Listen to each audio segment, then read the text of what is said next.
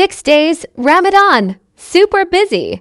Wol para, halabia, Arabic coffee for Baba Mama. Sahag para, halabia. First batch, Play-Doh Hugasin.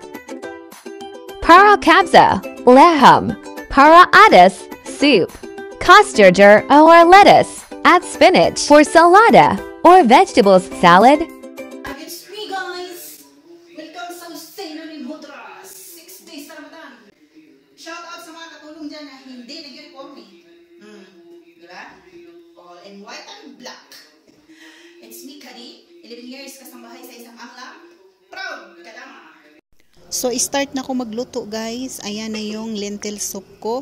At saka nag-start na ako magluto ng kabsalaham. At flexing my second batch na hugasan. Laban lang tayo sa hamon ng buhay guys.